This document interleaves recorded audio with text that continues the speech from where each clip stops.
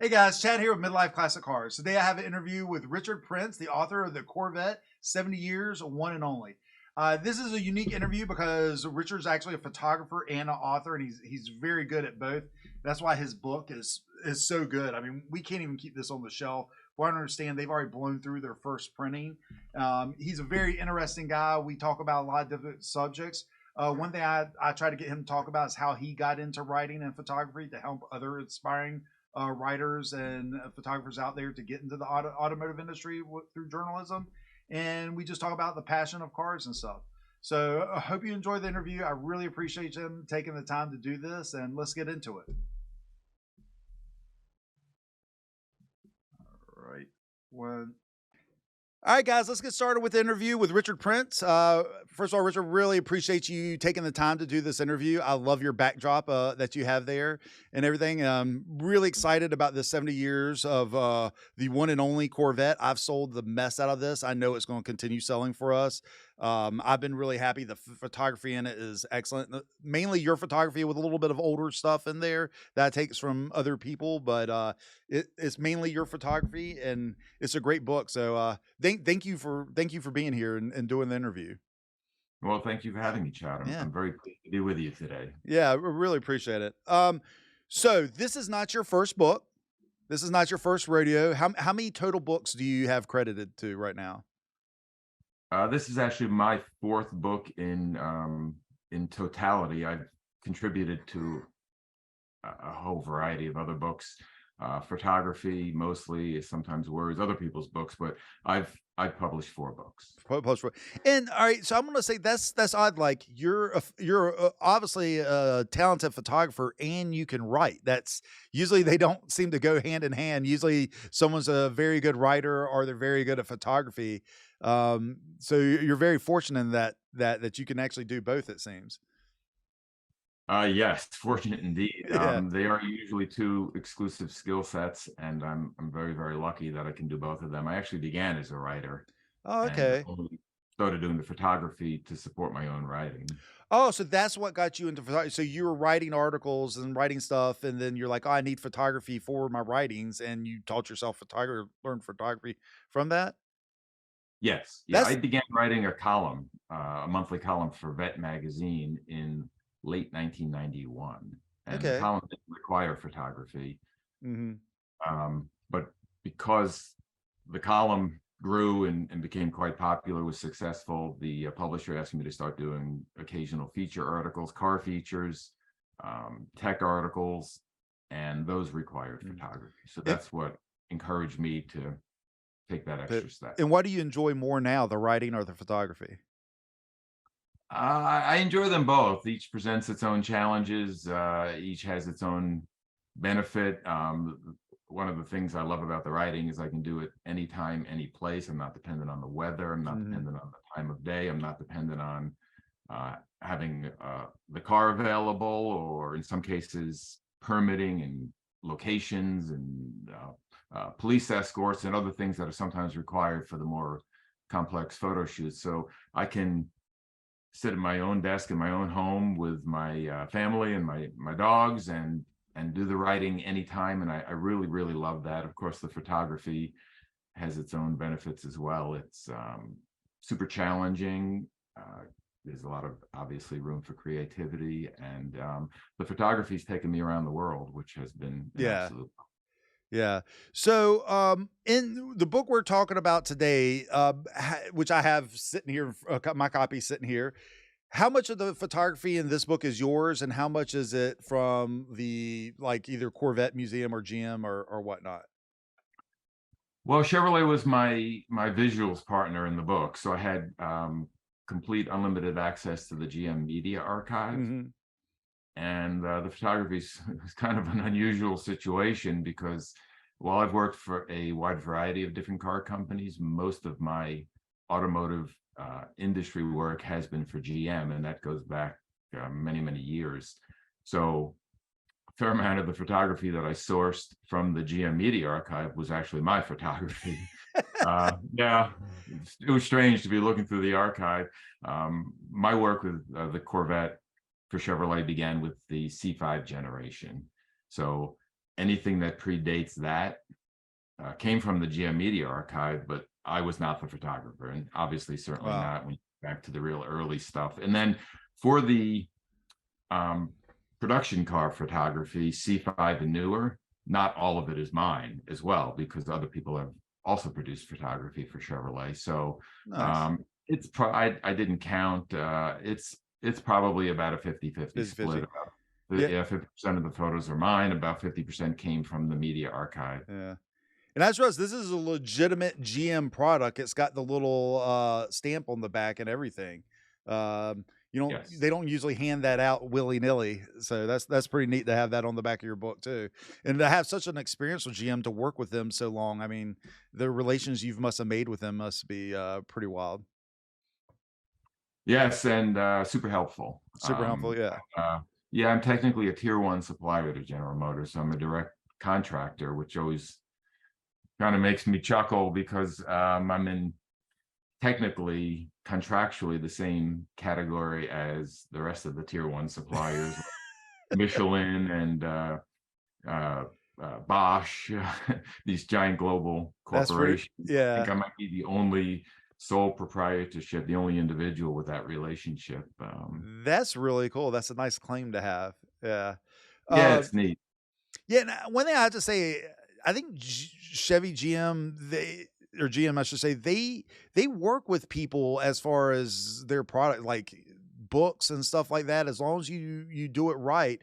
Versus some of the other manufacturers out there, that's hard to get information. It's hard to get good history books on because they can be kind of tight-lipped with their stuff, whether it be they just don't have the resources to help people out. But it seems like GM really goes above and beyond, to for quality products like this for their fans and everything. So yeah, that's it's really nice that they do stuff like that versus other manufacturers. Yes, and a lot of that really comes down to individuals. Mhm. Uh, and that's kind of a funny area that you bring up. When it came to the real early history, there's nobody there anymore Yeah. who was active working in 1952, 53, 54, in the 50s, even into the 60s. We're talking about 70 years of history. And so the people who were there at the very beginning are essentially all gone now. Mhm. And then when it came to the much newer history, there's still a lot of secrets, still a lot of things that aren't suitable for publication, can't be discussed. So it was that sort of sweet spot in the middle where people were free to discuss, and many of them were very, very happy to. There were certain individuals who were super helpful to me, like John Yeah. Cafaro, I'll call out. He was a lead designer at GM for many, many years and worked mostly on performance cars and Corvette, and was active beginning with the C4. And he concluded his career, is retired now. He concluded his career working with the C8 design Yeah. team. So all those years, there's still people who have firsthand knowledge and they were part of it, and they're not bound by any NDAs anymore. Yeah. So it's things I can still discuss. Harlan Charles is another rich resource who was super helpful to me, and yeah, he shared some more recent history that was completely unknown to the hobby that I was able to include in the Yeah. book, which was great. That's got to be pretty wild. I never really thought about that. You're a designer or developer for one of these companies. You've worked on these cars. You've done some really trick stuff that you probably want to scream like, "I came up with this idea. We came," and you can't talk about it. So probably by the time they're ready, they're out of their NDA and they can talk about it, they're probably excited like, we did some really cool things, like some things people don't know about. So yeah, I imagine these guys are really excited to talk to you afterwards. Yes, yeah, and it's inevitable that when somebody ends up with an enthusiast performance car like Corvette that really Mhm. is beloved around the world, they too are enthusiasts. So they're super stoked about what they're doing, and Yeah.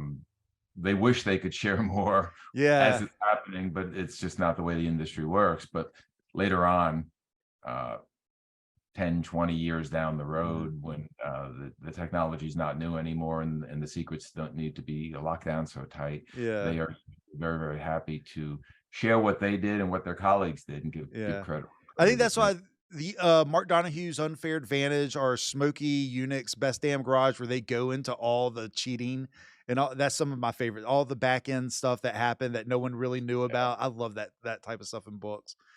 So, what got you into cars? Or I mean, I think you're a Corvette guy. Are you into cars, or is it Corvettes Die Hard? What got you where you're at now with cars? I'm not an exclusive lover of one brand, one make, Okay. one model. Corvettes are a huge part of my work, and they're a huge part of my personal life, and have been for a long, long time. So if I had to pick a favorite, yeah, that's it. But I appreciate Appreciate them all all. cars across the board. Yeah. Even the ugly ducklings, the orphan car, big fan of orphan I cars, love and orphan cars. Yeah. yeah, I try to take a realistic, reasonable view of every car out there. So, you know, you have the Ferrari guys who hate the Porsche guys, and the Porsche guys who Yeah. say the BMWs are no good and blah blah. And um, I try to keep Yeah. my eyes wide open, and appreciate all cars and all car companies for Agreed. the, I love them the all. It's the easier things to they love them offer. all. Yes, Yeah, sir. all cars are unique, and I can sit I was at SEMA and rode in, one of the new Ford Maverick trucks, and, like, I can't not push every little button, open every little I love all cars are awesome. Yeah, I've never been someone or understood people that were, like, 1 car and that's it and everything because 'cause they're all cool, you know, and I'm not necessarily brand loyal, but yeah, like, I like Corvettes, I love BMWs, I love them, Austin Healey's, I love them all. So, yeah, I didn't know because of your books mainly being Corvette, it seemed like you wrote Corvettes, I didn't know if that Corvette was your thing. It is my thing. It I've is there. written a fair number of articles over time. I've done a lot of magazine work, and have I've done something more than 2,000 articles at this point. Yeah. And most of those have been about Corvettes, but that in part reflects where the market is. There have been more Corvette magazines than anything else, but Yeah. a fair number of Porsche articles, Ferrari articles, Mustang, a lot of muscle car, Mopar, Pontiac over the years. Nice. Yeah, my interests are quite broad, and we have a number of collectible cars, and including some odd combinations. One of our favorite cars is a Triumph TR6. My wife Yeah. drives almost every day, and that's sort of like the writing and the photography. It's two things that don't usually go together. You don't usually find a Triumph TR6 next to a So 427 Corvette yeah, in that's somebody's true. garage. But the TR6, like, I'm helping someone and them and their son get their first collectible car, not collectible, like, project car, and I'm Mhm. pointing them towards TR6s. They can still go on the road. I have an Austin Healey 3000, and it's starting to get to the point where the brakes don't hold up to the modern cars, and when people brake Yeah. check you or slam on brake, but I've driven plenty of TR6s. That car, it stops. It's got enough power. They're I love I'm personally more of a TR2 3 person, but the TR6 is the better all around like all Yeah. car. You're Yeah. right, they're usable. It's got front disc brakes. They don't have a lot of horsepower. The export spec Yeah. TR6s make about 95 horsepower, but the car is super lightweight, and it's quick enough. It can get on the highway, and keep up with Yeah. traffic without any problem. It's got uh, good steering, good handling, good brakes, and enough power. Yeah, there Yeah. and there's tremendous support in the aftermarket. Oh, You can buy big. They're one of the any bigger car you need communities. for them. Yeah. Yeah, the Triumph community is really big. I've been a member of the Austin Healey community my whole life, but the Triumph one's the other one. The Triumph and MG are both just huge communities for resources for those cars. Yes. Yeah. So I imagine your wife gets honked and waved at a lot when she's out driving around in that car. Yeah, people really respond Yeah. to that car. We're continuously shocked at how many people know what it is, because they didn't make that many of them. Mhm. Ours is a 71. I don't remember the exact production, but typically it, it was around 8 or 9,000 cars a year Yeah. worldwide. Most of them did come to the US, but aside from there's a local club here, an active Triumph club that we're a part of. Aside from club events, you almost never see a Yeah. And it was Triumph on the road anymore. Yet people remember them, and they respond to them. They really it holds a special place in the hearts of a lot of yeah. people. more than we expected. And people know what they are because I'll drive an Austin Healey 3000. I literally get this. What type of Corvette is that? What generation Corvette is it? Yeah. And it's like, it's not a Corvette. It's an Austin Healey. But, the Triumph stands out. It stands out. That and I have a Yeah, BMW. very distinct looking. Yeah, We've that got an my Alfa BMW. Romeo also, and the Alpha is Oh, it's the same way. It doesn't yeah. really look much like any other car on the road, so people usually recognize it for what it Yeah. is. So back to your book. W- for my audience out there that wants to write a book or wants to be an automotive writer, where should they start? Because obviously you've been doing this for so long. I mean, hopefully you have some insight to help somebody that wants to get into writing about cars. Sure, it's probably not as easy as it used to be, simply because of the changes in the publishing industry. Most of the automotive magazines are gone now. There are very Hmm. few survivors, so there are more experienced writers than there is space for these days. Motor Trend Group was the last large-scale publisher of automotive magazines, and they shut down almost all of them at the end of 2019. Yeah. But on the flip side, there are way more websites now where people can write, people can get started, and either come up with a good idea and you pitch that idea. That hasn't changed since the beginning of time. You need to get to the editor of the website or the magazine that covers something that's of interest to you, Hmm. and come up with an idea that's compelling, pitch the idea, or write the article. And it's hard to get traction. It's hard to get started, but once you get started, if you deliver quality material, you will never starve for work. Yeah. There's an insatiable appetite for material, especially with the internet. It used to be, obviously, with most magazines were monthly, so there was a certain rhythm to it. Now blogs and websites, the more active ones, are refreshing their material Yeah. multiple times. So and the best bit of advice I can give to somebody who's interested in writing is follow instructions. It seems simple, but so many people are unable to do it, and simply following the instructions you're given will separate you from the masses. So Now, if are you the talking about like editor says, keywords and stuff, or? well, if the most basic things, if you're asked to write a 1,500 word article, don't deliver a 4,000 word article or a 500 word article. It's just that simple. If you're asked to follow the AP style book, then familiarize yourself with that if you don't know what it is. If the publication has its own certain distinct style, familiarize yourself with that and adhere to that. And it'll take you pretty far. The other thing is deadlines. Don't miss a deadline. Don't miss that. Yeah, even with websites, with web publishing, people assume there's more flexibility there, and in some ways there is. You're not beholden to a print time, a print run, but even so, the deadlines are there for a reason. And my experience has been the two things that aspiring and even experienced writers have the most trouble with is respecting the deadline and respecting the word count. And if you can't do those, then they're not going to want to work with you. Yeah. And I guess that's is one of those things, like you would think like, oh, they only want 1,500, but I'm gonna give them 4,000 to give above and beyond. But that Exactly. doesn't More work is for always them. better. Yeah, like you think it's better, but it's not, because you're eating up their space, right?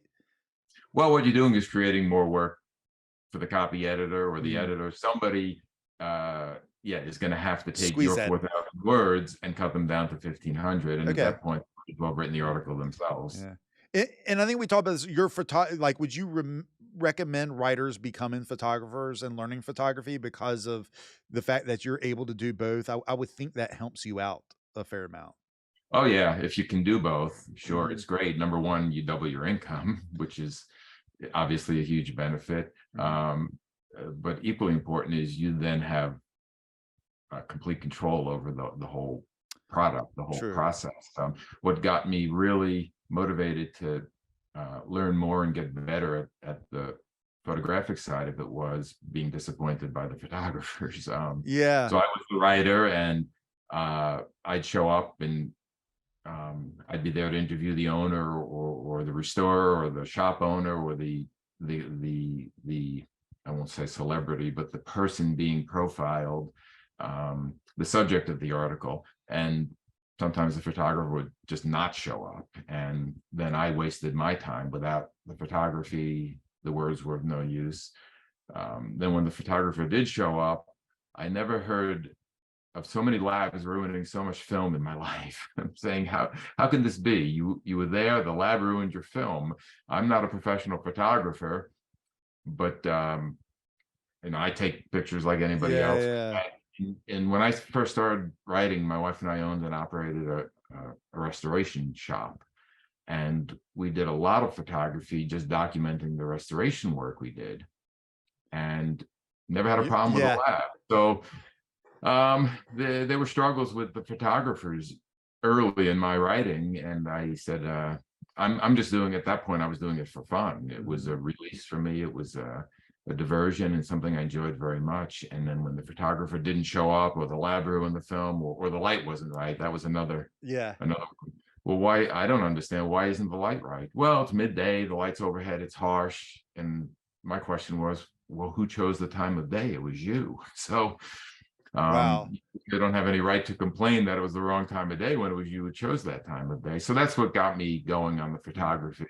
And that, in the long run, was obviously a blessing, because it opened up a whole new avenue of work for me, of business, and it also has enabled me to do something that I really Yeah. love doing. That's cool. So, guys, if you're trying to be an automotive writer, I know there's a fair amount of you out there. I think you might not need to start picking up a camera. I think it might help you out, because it's obviously working for you. I mean, with the book and your pictures and stuff, and your background, we were looking at a few of your photography before we started. It's definitely gotten you in some cool locations, and meet cool people too, with the writing and everything. Yeah, it's taken me, as I said, literally all around the world, and it's taken me into places, and has enabled me to meet people I never ever otherwise would have crossed paths with. Yeah. And that's been a huge part of the satisfaction that I've gotten from it. Yeah. Meeting fascinating people from all walks of life, and seeing things, places, distant places, industrial facilities, assembly plants, certainly racetracks, obviously. It's all been fascinating, and So, still is. before we got started, I was telling you how I went to Le Mans, and then I ran into Mark Webber, and I just totally had like, I couldn't even speak barely. I was so excited. He was a hero of mine when he was racing F1. Do you have someone like that you've gotten to interview that just you were just too excited to interview, or someone that really, really got you excited? Well, I'm not much of a hero worshiper. Yeah. So, but there are certain people, I can name certain people who meeting them meant more to me, and it went beyond their racing exploits.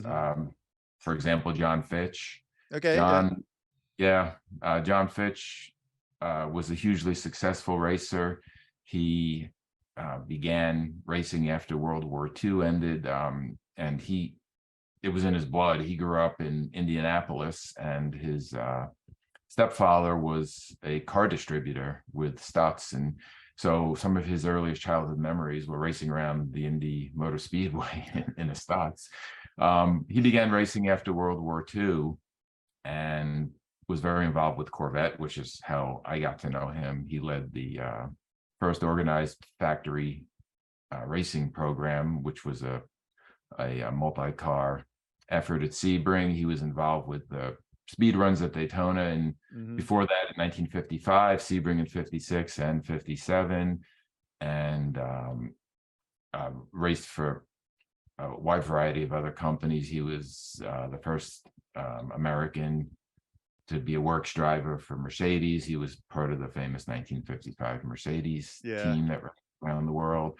But beyond that, he was a World War II bomber, and then fighter pilot. He spent the final months of the war as a POW, guest of the Nazis, as he put it. But war hero, inventor. He was a very, very, very active, brilliant guy, fascinating person. I'll say something that everybody will remember from now on. When you're driving down the highway, um, any parkway, any freeway, and you come to a bridge abutment and you see those big plastic barrels that are kind Okay. of lined up in front, they're usually filled with sand or Yeah. water. Those are called Fitch inertia barriers. Those were developed by John Fitch. He Are was you very, serious? yeah, very active, very interested in road safety and racetrack safety. Yeah, that So had to be that had to be great to yeah, he sit down. touched all of our lives, even if most people don't know it. So there's an example Yeah. Yeah, of something. that would have been a pretty memorable one. That's pretty odd. And that's so crazy. Like I've done this before. It's like you talk to these people and it's like, oh, I like you because of cars, and then you learn so much more about them. Like Pat Moss, like she was a Yeah. famous rally driver, but she's more known about horses nowadays, you know, and her breeding and being an equestrian and stuff like that, and doesn't even care about cars anymore because she's so. I love to see where everyone goes with what they've done with their lives afterwards and everything. I've always found that interesting. But yeah, to invent those barriers, that's pretty cool. That's so every time he drives down the road, he's like, "That's me. That's me. You can thank me for that one." Yeah, and Yeah. he lived well into his 90s, Yeah. right up to the end of his life. He was a passionate advocate for um, car safety and road safety and racing safety Hmm. still. Yeah, that's interesting. I have a book on him that I need to read. We have over 4,000 titles of books. It's really hard for me to read a book these days. So I usually pick up chapters that I find interesting and read a chapter. And I've read a few of the chapters out of his books, but mainly it was about the Mercedes, him touring with Mercedes.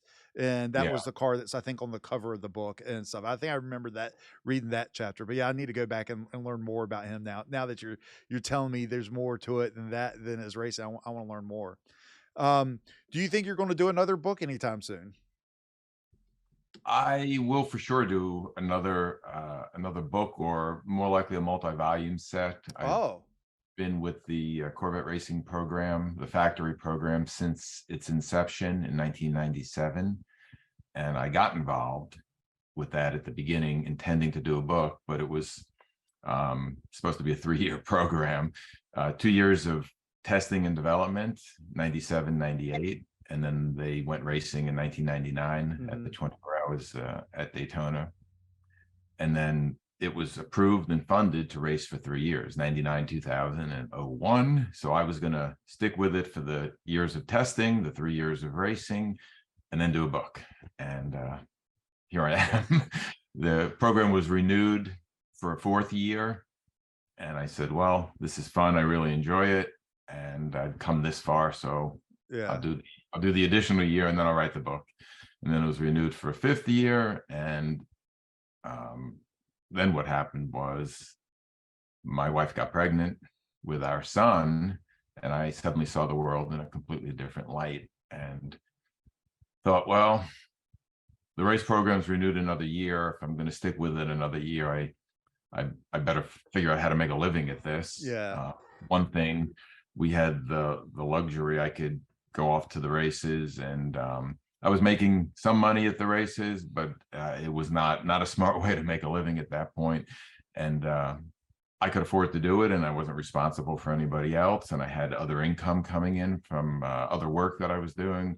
But racing was becoming a bigger part of my time, my Mhm. work, and I thought, well, I better figure out how to do this. And it wasn't that complicated. I did, um, and the program just kept getting renewed. Went from 1-year renewals to, I think, 5-year renewals. So here I am now, 20.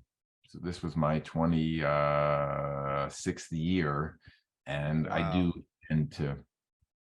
produce a book, but now there's way too much material So it's for got to one be a book. multi-volume set. That'd be Yeah. cool though. I can't wait to sell those. Um, now those Corvettes, what was the deal? Did Corvette just not understand how iconic those cars were going to become?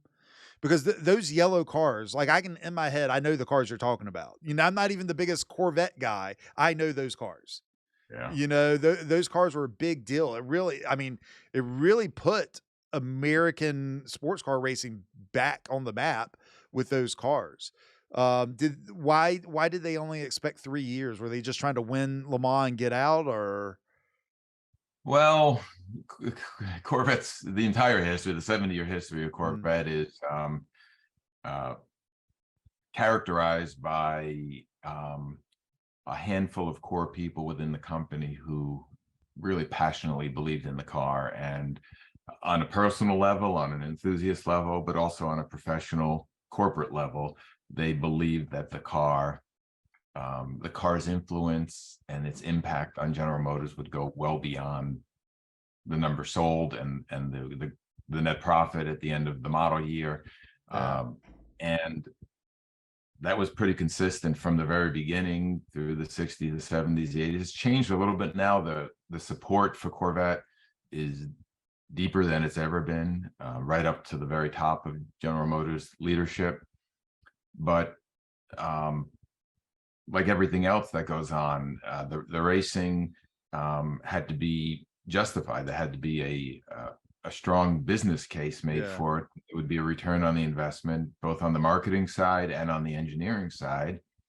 And there was just no way that they would approve a program to go 10 years or 20 if years. it wasn't making Uh, money. so yeah, it's and this is not just true of General Motors. This is true of all the car Mhm. companies. The programs come and go. They're typically a few years, 2, 3, 4 years, and then they move on to something else. They go Yeah. on to a different venue, a different form of racing, or sometimes they redirect that money out of racing and they go sponsor America's Cup sailing Yeah, or yeah. professional tennis or something like that. So when the program began, there was deep support for Corvette within General Motors, both on the Corvette program team, the Mhm. engineering and the design people that were directly responsible, and up the management ladder to guys like John Middlebrook. But it wasn't an easy sell. There were people there who said, well, this is a lot of money we could be spending on something else, this, that, Yeah. or the other thing. So it had to be sold, and the car had to be right. That was another issue. Um, Corvette, the third generation Corvette, was introduced in 1968. It went through 1982. It was an old design by then, and the chassis, the underpinnings, the engine, the drivetrain, the chassis actually dated back to the early 60s. So it was not the right time. The 84 really brought the car to the next level, and the 84 was a very successful race car in its Mhm. own right with showroom stock racing. But when the C5 was introduced, it really brought Corvette Yeah. right up to par with the most exotic and the most capable cars in the world. So there was tremendous enthusiasm for C5 in general, for what the car offered in terms of its sophistication, its technology, its use of lightweight materials, and its performance on the Mhm. road. So that inspired leadership also to support a race Yeah. program. It was pretty typical that it would be a few years, and it required a financial commitment and a technical resources commitment. So there was nothing unusual about how it started as a 3-year program. Yeah. And I guess those are, I mean, you can really say the race on Sundays, sell on Mondays. Those are probably one of the few cars that can still claim that. Because I remember when they displayed those cars, like I was like, I want a Corvette. And I knew Yeah. everyone else. I was like, I want a Corvette now. You know, like people that never thought about Corvettes, but saw them in the yellow, saw them with those headlights they had on them for the endurance racing stuff. Like it literally overnight, I went from never really a Corvette person to being, oh, I want a Corvette now. You know, when I saw those cars Yes. race. So they were probably one of the few that get to claim that, race on Sunday, sell on Monday. Yeah, I can tell you with certainty that the Corvette program has exceeded all expectations in terms of marketing and the value that it's brought back to the company. Mhm. With any kind of advertising or marketing, there's always that presumptive lead. You spend the money and you can measure, and of course today with social media and with the power of the internet and computer power, you can measure in great detail. You can really dig deep, but no matter how deep you dig, there's still at the end a gap that you have to either believe in or you don't believe in. You cross it or you don't cross it. Yeah. You make that presumption or you don't. And it's true of anything. You know, car companies do a Super Bowl ad, and they spend, between the airtime and the production costs, they spend 6, 7, 8, $9 million, or they go out and sponsor a golf tournament, or do any of a million different things that they spend their marketing dollars on. And how many cars are they going to sell because of that? Well, they have all their metrics and all their data and all their experience, but at the end of the day, there's going to be a certain assumption that attaches to whatever the marketing activity is, and that's true of racing also. But they have been able to successfully correlate the Corvette race program to business, to car sales, and not just Corvette sales. But you build that kind of enthusiasm and that large and that intense of a fan base, those people are going to buy a Chevrolet, Yep. GMC truck. They're going to buy Cadillacs, Cadillac Escalades. They're going to buy Buicks. They're going to look for a lower cost, more economical car when their children get to be driving age. And when they believe that deeply and that passionately, and they feel like they're part of a larger thing, part of the Corvette racing family, they're going to be less likely to go buy a Honda or a Toyota or And that's so Pride. true. That is so true, because I've seen families where the father or someone in the family gets a Corvette, and then next thing you know, the whole family's GM. Oh, I got to have a Chevy truck to pull my Corvette to the track days, or the things I want to do, or now I want to my. We were at the dealership and I bought this Corvette. My wife saw this car here. It is interesting to see how people become like GM families. And a lot of times it does seem to start with one person getting a Corvette, and then next thing you know, it's the whole family has a GM product. Well, we're very tribal as a species, so we tend to stick. I do know the odd occasional Corvette enthusiast who pulls his horse trailer or his car trailer with a Ford pickup, but they're few and far between. They are. And vice versa. The Mustang enthusiast, the Ford GT enthusiast, they're probably not going to be pulling their trailer with a GMC pickup. Or a Toyota pickup. My cousin is building a drag racing Mustang right now. He's caging it and everything. He's just got a new Ford truck to tow it with. So yeah, it is that way. Like people stick with what they love. But yeah, the Corvette for me, when those C5s came out, like I like the first gens, like I like those cars and I like the Stingrays. And then, I watched a lot of them race for years. I've liked Corvettes, but that C5, when that thing came out, that was the first time in a long time that I was just like, I want a Corvette. Like, I want a Corvette. Like these things are badass looking. Like these are cool looking cars and stuff, and they sounded right. Yeah, they hit it out of the park with that one. And even now, when you go back and look at them, I'm friends with a lot of people that are into drifting, and the C5s are really popular now with turning into drift cars. And even going back and looking at what they're doing with the drift, it's like, dang, it still looks good. As old as they are now, they're still a good looking car.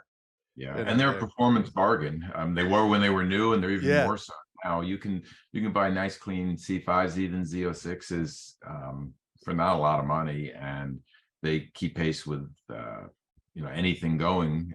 Parts are readily available. They're quite good, and the aftermarket support is really, really incredible. Yeah, I'm really disappointed. I'm looking at starting to get into the Champ Car Racing series. It's basically building a budget race car. You've probably heard of it. Yeah. And I've had a chance to buy a Corvette at a good price that would have made, and the way they have it is it would get hit in points so hard it's not even worth. I would be starting like 8 or 9 laps down or something in the race and everything. But I had a chance and I almost bought it. I was like, this is gonna be my first Corvette. And then I realized like I couldn't really use it for what I wanted to use it for, and it killed the purchase of it. Yeah. Well, you could have done it, but it just would have been a bigger challenge. Yeah, a bigger challenge. Yeah. So what type of Corvettes do you have right now? Oh boy, we have let me think about that. 2 66s, a 67, and a 69. Wow. And do you prefer the older ones versus the newer ones? Or are you like me? I collect older cars because I can afford to collect a bunch of older cars, or I could have one nice newer car. And I went with the older car route. Is that why you're doing it? Or do you just no. No, when it comes to certainly C2 Corvettes in particular, and early C3 Corvettes, they're not inexpensive. Yeah, you're right. Those are not these. Yeah, they have gone up a fair amount, haven't they? Yeah, and especially the last couple of years, they've gone up really considerably. So it wouldn't be much of a challenge to Yeah, that's equal true. trade, Outprice it. yeah, trade one of the old ones into a C8 because Yeah. the value is there. So no, my interest in the cars in general and the cars I own has nothing to do with the cost or the value. I just love them. And I appreciate every generation, and I've Mhm. owned over time examples of every generation, almost every year. And at the end of the day, the C2s, the 63 to 67 Corvettes are my all-around favorites. I think they're the most beautifully styled They cars are. ever made. And And those, like we were talking before, those cars can still drive on the street, no problem. yeah, I was just going to say Yeah, they're they're drivable cars. completely functional, completely usable cars. I have a 66 coupe that I drive all the time, and when my son was nearing the end of his high school career, I suggested we take that car on a massive North American tour across the country, then up to Alaska, then across Canada and back. He thought I was kidding, but I wasn't. No, that's a car to do it I in. would have done it if he was willing, and if I could find a sufficient window of time to do it. Yeah. Yeah, you can drive them anywhere. And if something broke on it, it's not like, I mean, most of the mechanical parts you can easily pick up in any town, I would think. I mean, Yes, and they are super reliable cars. Now you're dealing, of course, with cars that are 60 plus years old. So you have the issues of age and wear. But if you renew the cars and you keep them in proper running condition, they're just not prone to failure. yeah. There are no real like weak points if you address them. That you're not going to have wheel bearing failures or things falling off or rear ends coming apart or transmissions letting you down. They are super reliable cars. So if you get them into good operating condition, you You're should good to really go. have. Yeah, anything can happen to any car. I Yeah. mean, you could be driving a new Audi or a new Lexus or a new anything, And it's, and yeah. yeah, you have a computer failure or fuel pump drops dead on you. But yeah, the older Corvettes super reliable. Yeah, I would you could drive it probably everywhere. blow ahead on the side and fix it on the side of the road with those cars. You probably walk in, find the gasket you Yeah, need in stock, not have to wait, and literally do it on the side of the road if you were forced to. If you're forced to it, yes. like those cars are simplistic to work on.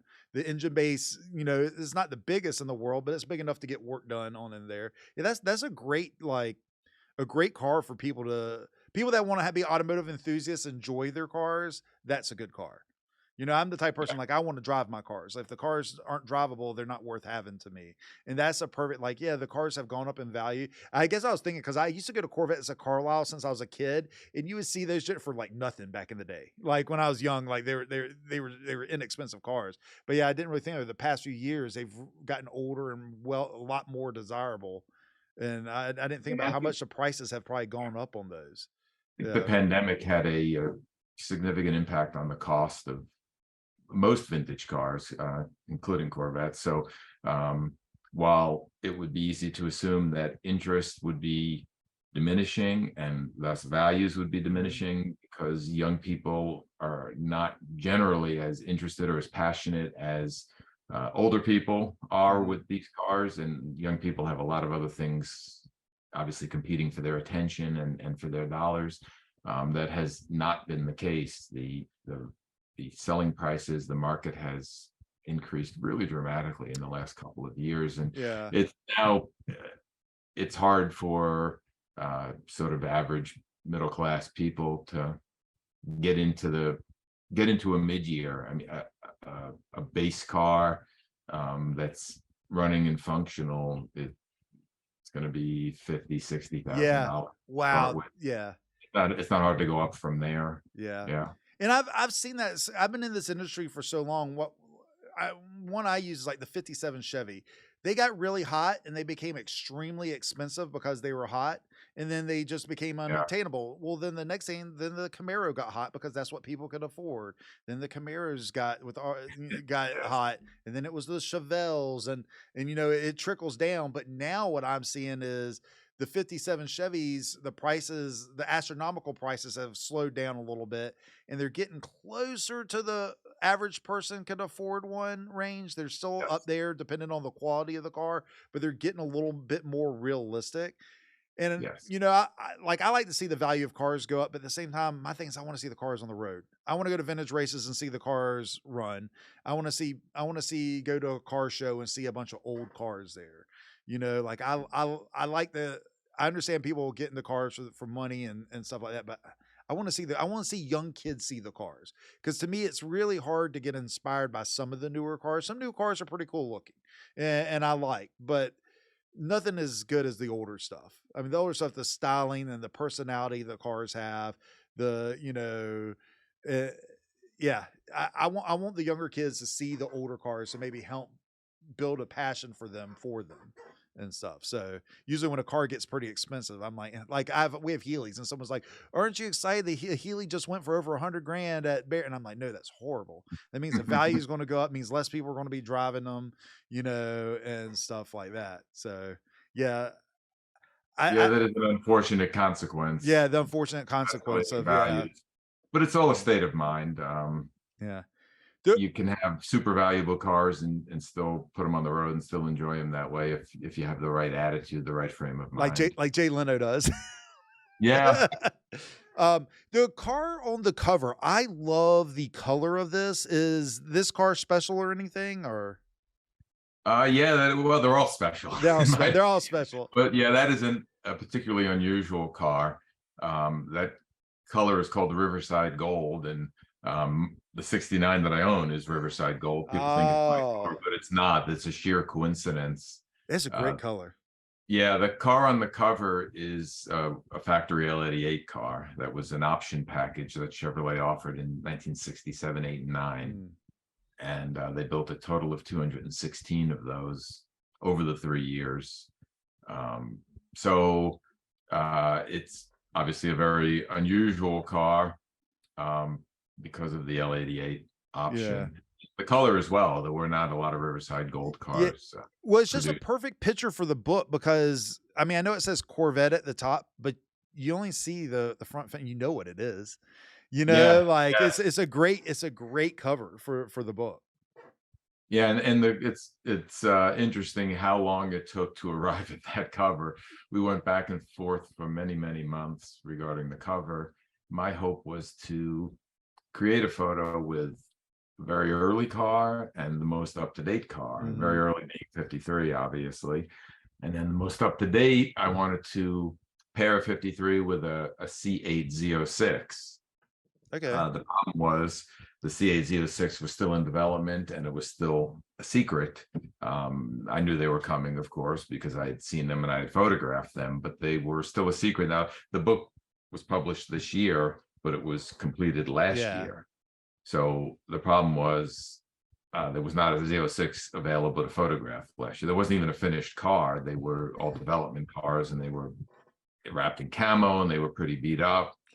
So well, I thought that would be a cool photo for the cover because it would capture sort of the breadth of the whole 70 years. It just wasn't feasible to do.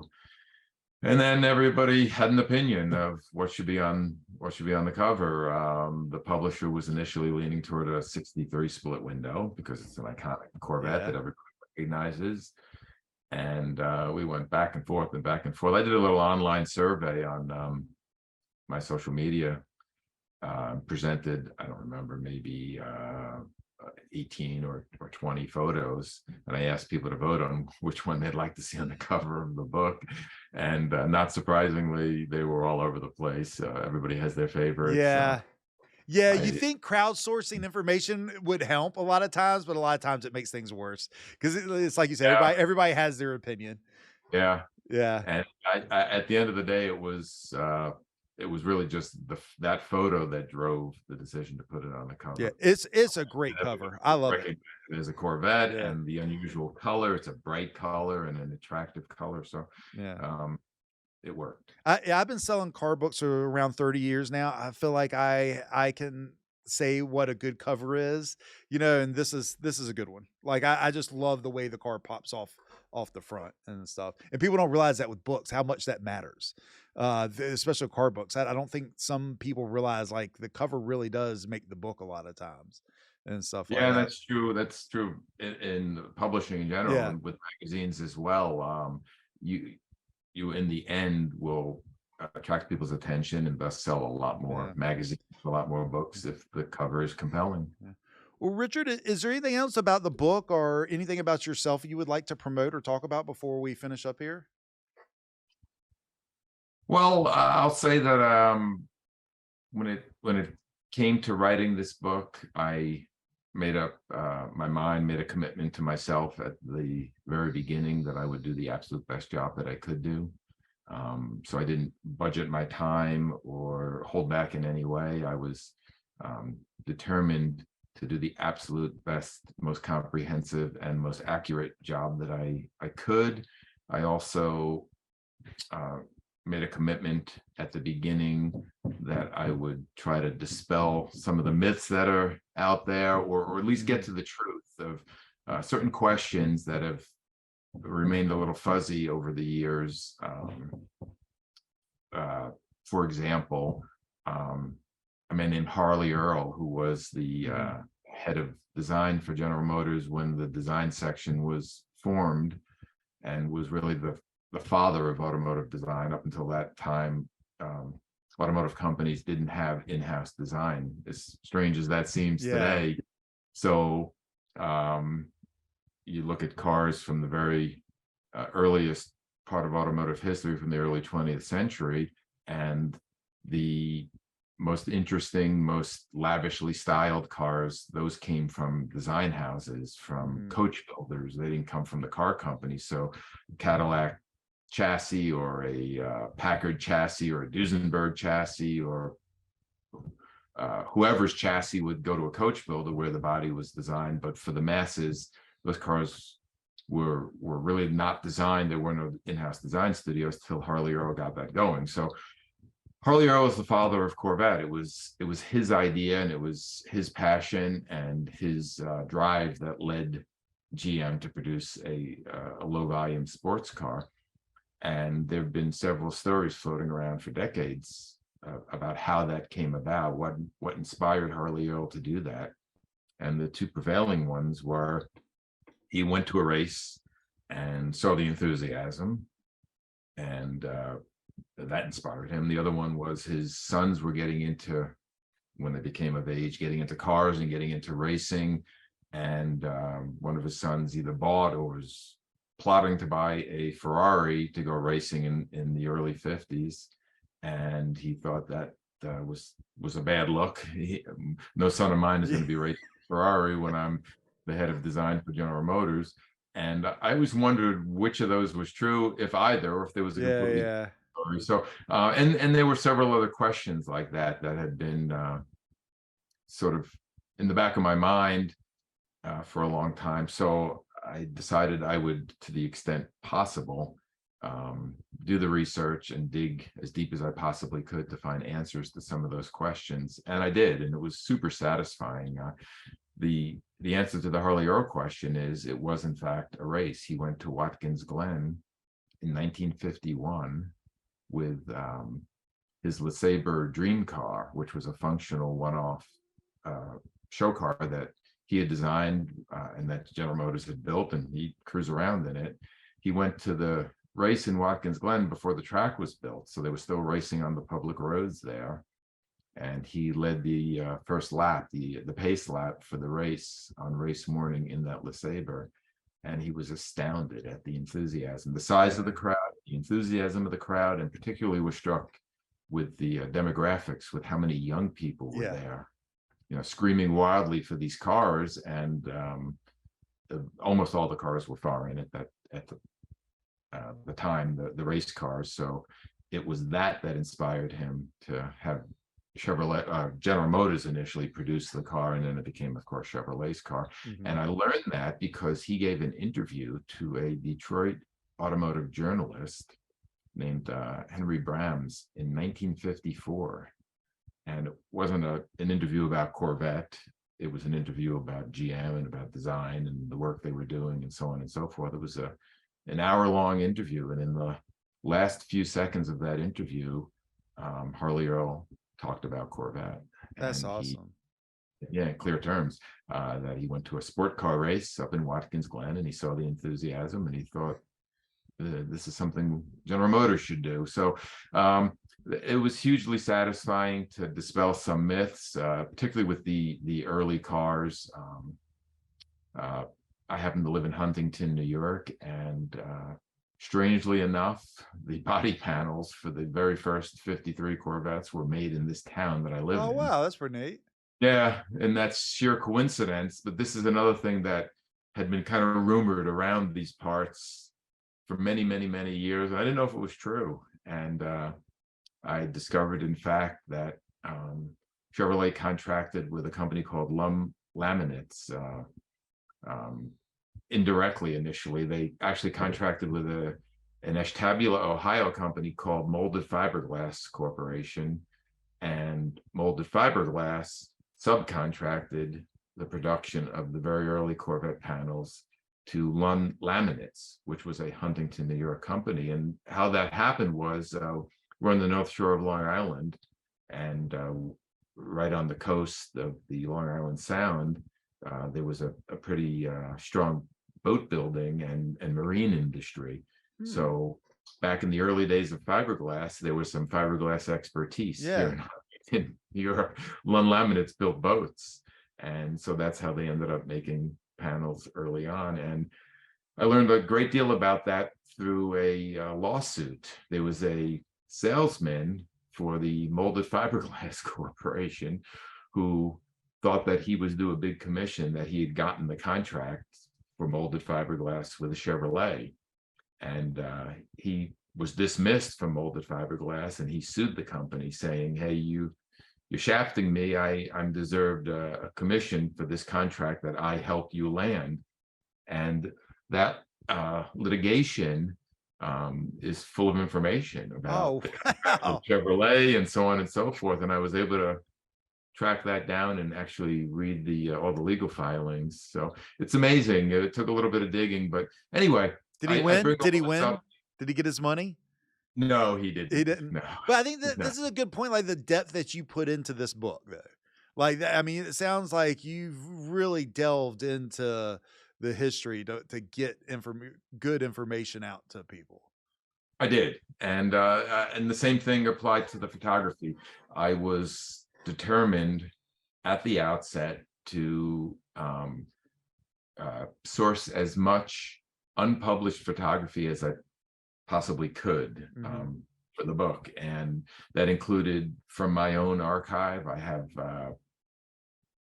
I don't know how many, but I'm in the millions now. I have a couple of million images, 3 million images between all the editorial work and the new car photography and the event and location photography, and of course all the racing over these many years.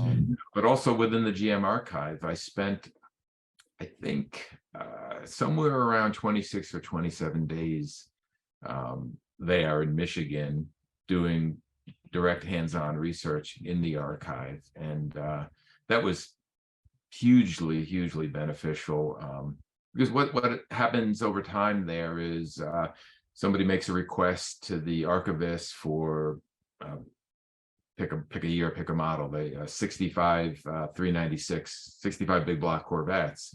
So somebody there will do some research, they'll spend some number of hours, they'll come up with half a dozen or 10 photos. Those go in a folder marked 65 big block, and then that becomes the 65 big block folder.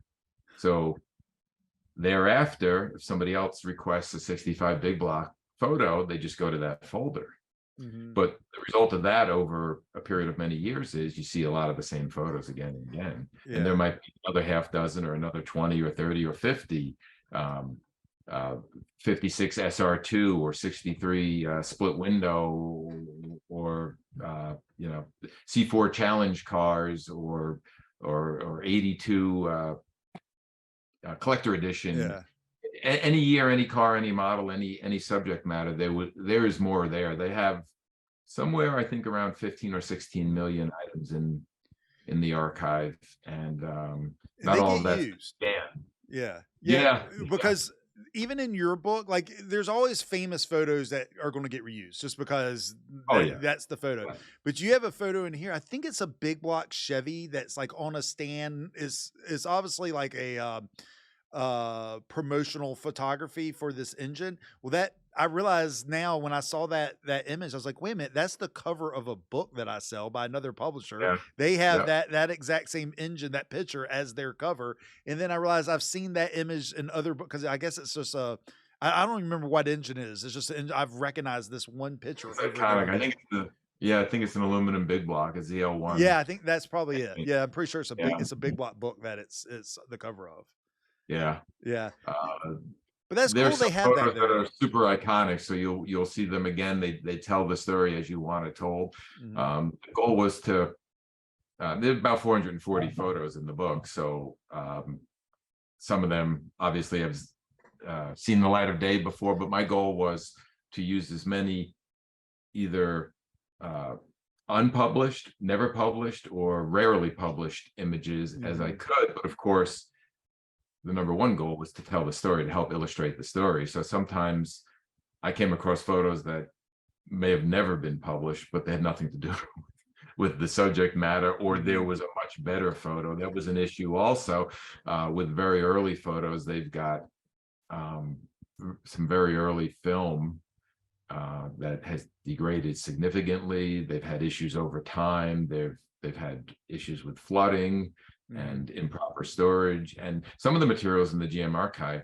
didn't start off in the GM archive. So in other words, it didn't go from the source, the designer's sketch or the photographer's film, right to the GM archive. A lot of material just ended up floating around, and then it later came to the archive. And that's still happening today. You have designers who are retiring and they bring a bunch of their material home, and then after some number of years they say, well, what am I going to do with all this? It should be someplace where people can see it, and where researchers or design students or others can use it as a resource. And then they show up at the GM archive literally with boxes or portfolios full of stuff. So the storage varies greatly, and some things that I would have loved to include were just too damaged, unfortunately. Yeah.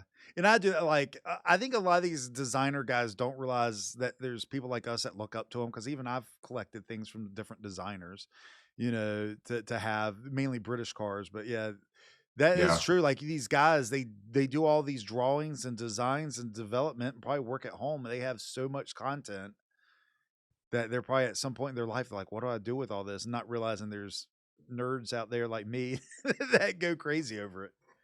Yeah, and there's interest, even in the more mundane things they've done. A lot of designers, especially when they're getting started, they're not doing the big sexy projects. They're not designing the enthusiast cars, or they're not the lead exterior designer. They're designing window cranks and door handles and window moldings and more obscure or more minor elements of the car. But have people now, and it's true of virtually any kind of car. It's not just the more popular cars like Corvettes and Porsches and Mustangs and Ford GTs and Hemi Chargers.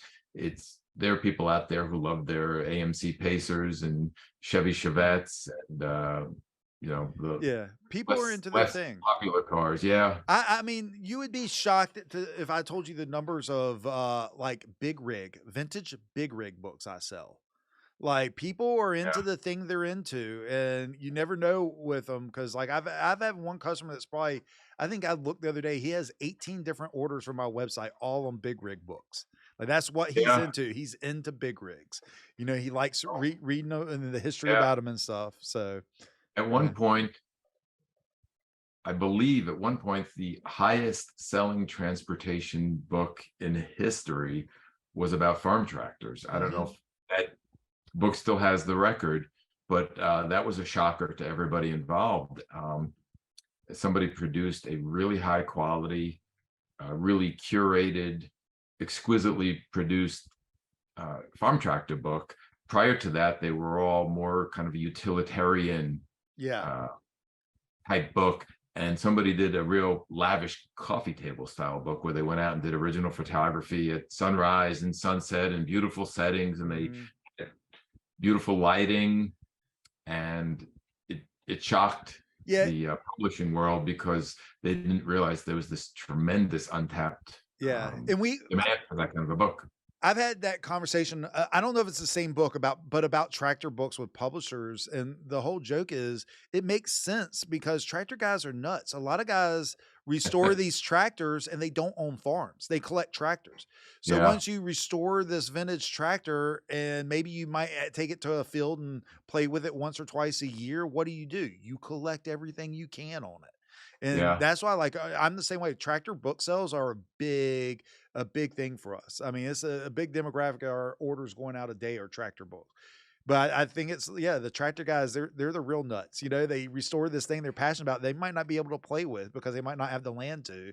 So yeah, they collect. So yeah, that I've always heard about that, about the tractor book being one of the top books ever, transportation books ever produced. yeah. True story. Yeah. I'll mention one more thing, Mhm. if I may. If people want, they can buy a book directly from me. If they want it inscribed, personally Mhm. inscribed, I'm happy to do that. Okay. And where can they find you at? Uh, Either via email, Okay. um, Richard at rprincephoto.com. That's Richard at rprince, my name, Okay. photo.com, or they can call me Okay. at 631-427-0460. And you'll autograph one of these for them. Yes, sir. That's Absolutely. awesome. That's I'm awesome happy. deal. I jokingly say I write a book within the book. I um, do a personal inscription. I very much, and this is worth saying also, very much appreciate the fan base out there, Yeah. the enthusiasts who uh, drive the survival and the not just the survival, but the health and the thriving of the Corvette. Without an enthusiast group, the car wouldn't exist. It's Yeah, just that most definitely. simple. So This car more than any other car can claim that. If it wasn't for the enthusiasts buying the Corvette wouldn't be, because like you said no, earlier, it was it's supposed to be a low production car. I think it'd be hilarious if you could see the production numbers now of the Corvette of his low production oh yeah, you'd be car. shocked. Yeah, Yeah, but yeah, and even now, well, when Corvette was introduced in 1953, there were about 298 cars made. That's another another myth I didn't mention. 300 is the most often cited number, and it's a number that's been repeated a million times. And I've repeated it in my magazine articles, and I'm convinced now that's not correct. It is far more likely, it's almost certain, that Chevrolet actually produced 298 oh really? serial number, not including the initial prototypes in the Motorama car, but 298 Corvettes in Yeah. 1953. In 1953, Chevrolet produced about 5.5 million vehicles. So when you put it in the context of how many vehicles Chevrolet produced and still produces, and how many vehicles GM produces, even in the highest production year, which It's gets still into the high small. 50,000, yeah, it's a fraction of a fraction. So as far as um, uh, the business case and the corporate responsibility and the responsibility to the employees and to the shareholders to keep the Mhm. company healthy and alive, the Corvette, in some measures, is pretty insignificant. Yeah. Of course, it's, as we discussed, its importance goes far beyond the sheer numbers, and the Corvette Nation, the enthusiast base out there, really does appreciate that, and I appreciate them. And I just Yeah, want to that's say, awesome. That's awesome. And outside of the books, do you have any articles coming out? Anywhere somebody can find your writing right now? Anything coming out soon? yeah, sure. I'm a constant in Corvette magazine, which is the only full-size, high-quality Corvette print magazine left, Mhm. published by Ross out of Nevada. So that magazine was launched in 2002, and I write the Tech Nerd column, which is a technical Q&A column, and then I do the racing articles, and as well one or two car features every issue. So that's a constant. I'm semi-regular in several other publications. I have, I think, some material coming out in Vintage Motorsport magazine Yeah. uh, about now or in the coming months. So that's something else people can Nice. look for if they Make wish. sure to keep an eye out for it. Well, Richard, Yes. I really appreciate you taking the time to do this. Yeah, it's really been a pleasure. I've really enjoyed hearing your stories and everything, and I really appreciate it. Oh, pleasure's all mine, Chad. Thank you very much. I really Yeah, enjoyed it. it's been great talking to you, and yeah, maybe we'll do another one in the future with another book or anything else you'd like to promote. Thank you. Thank you. Thank you very much. Yeah, Thank you no to your problem. audience. I'm sure they're going to appreciate it. Thank you, and you have a great rest of your day. Yes, sir. You too. All right, bye. I hope everybody enjoyed that interview. That was a good one. I got a lot of great information out of Richard and just learning how, he got into the industry, learning about what cars he's passionate about with Corvettes and stuff. And it was a great interview. I really appreciate him taking the time to do that. And hopefully we'll have another interview with him in the future when he has another book come out or anything that he would want to talk about. I also want to remind you, when you order from Midlife Classic Cars, we always ship in a box with our logo on it, and to protect your books, we have over 4,000 books on display on our website. And then right now, we currently have the Midlife Classic Car T-shirts and hoodies. The backs are the same. It says 1 foot in the grave, 1 foot on the throttle. I'll be a little model for you here. But anyway, you can check them out on our website, midlifeclassiccars.com. And I'd appreciate if you give this video a like, share it, anything you can to help us get the name out and get the interviews out there for myself and the authors. Anyway, have a great day.